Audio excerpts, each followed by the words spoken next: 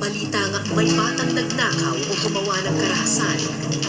Isang larawan ang nabubuo sa ating isipan. Larawan ng isang kriminal. Kriminal na dapat ikulong at magbayad sa kasalanan. Pero ito lang ba ang mukha ng mga batang ito?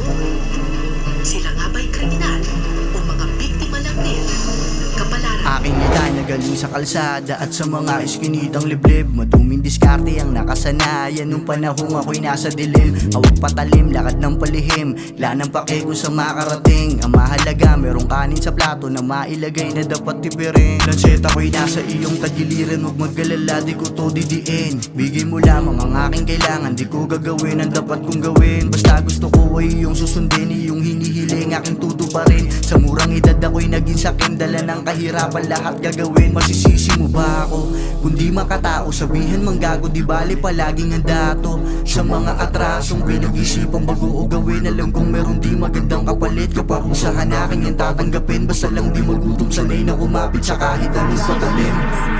Sabi ni ko sa upo ka habang sila ay tumutuma. Ba't di ka magbago? Mali ang gawa mo, mahirap sa loob ng selda. Masarap mabuhay, lagyan mo lang kulay. Kaya mo yan basta lang magtinuka. Kaysa magdusa yan ihinto na, wag mainip masyado pa maaga. Di sa nagmamalinis, gaya mo din ako'y naging mahina. Natakot sumubok sa mga bagay na akala ko hindi ko kaya. Pariwara na nagpakasasa dun sa mga bisyong kala ko'y tama. Ako'y nakulong ng ilang taon dun sa loob na ubos aking luha.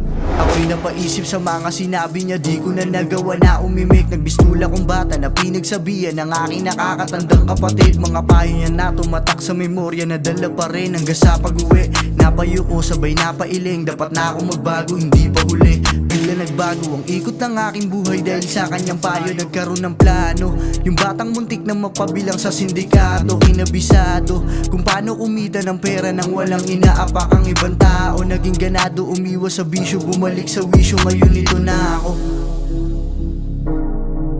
Ngayon ito na ako.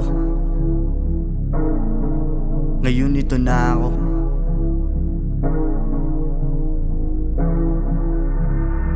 Rashida.